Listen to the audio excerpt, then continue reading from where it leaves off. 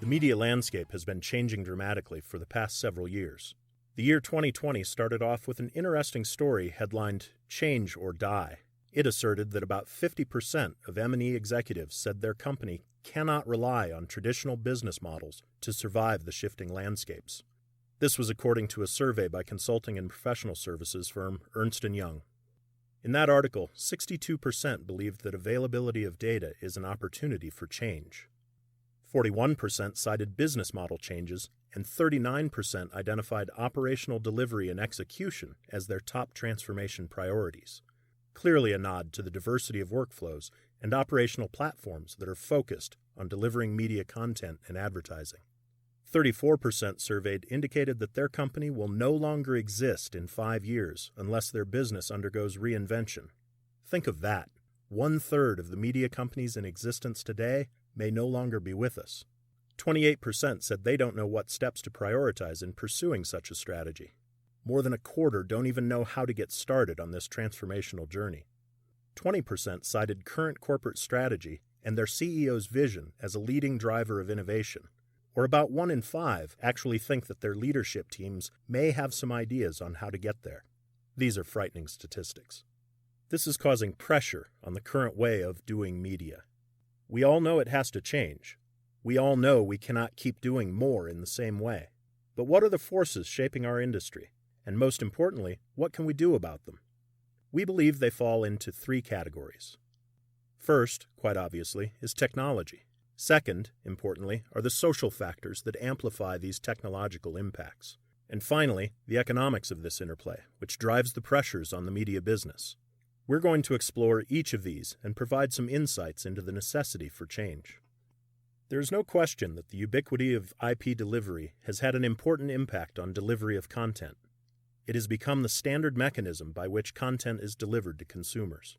It has provided the common thread between computing, entertainment, and communications, which in turn has enabled mobility, which has changed consumer behaviors. We are no longer static readers, listeners, and viewers of media, but have all become consumers of digital renditions of content. So the digital transformation is coming, just not as quickly as you think in advertising. According to projections by PricewaterhouseCoopers in mid-2019, internet-based advertising will continue to outpace traditional media. However, note the relative transition to digital within each medium.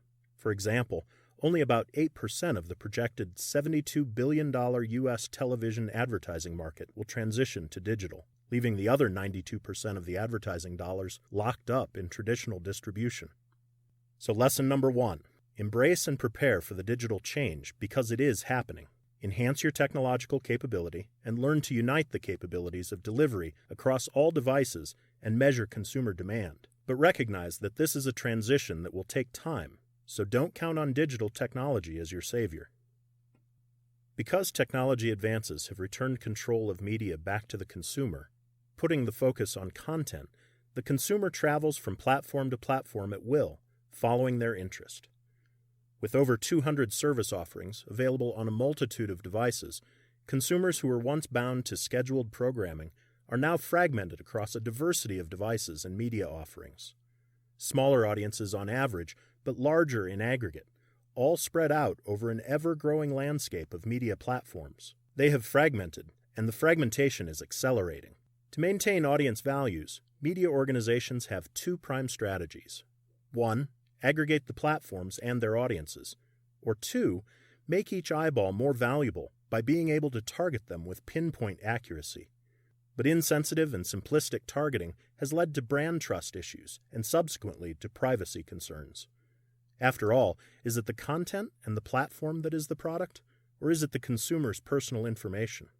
Operationally, many platforms have not been able to leverage targeting and support privacy effectively, and the aggregation of delivery platforms has led to inconsistencies in operational practices. This makes it hard for advertisers to create effective cross-media campaigns.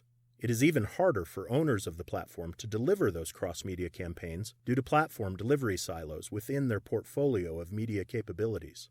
So lesson number 2, assess your audience inventory portfolio, find ways to unify that inventory, value it appropriately, and streamline operations accordingly. The power balance between media company and consumer has altered the economics of distribution, i.e., the consumer now pays for bandwidth usage. Companies that provide telecommunications pathways, the telcos and cable ISPs, have increased their slice of the media pie, and content owners have gained increased prominence as they are able to value their content separately from the bundled services of content and delivery, such as newspapers, radio, and TV stations.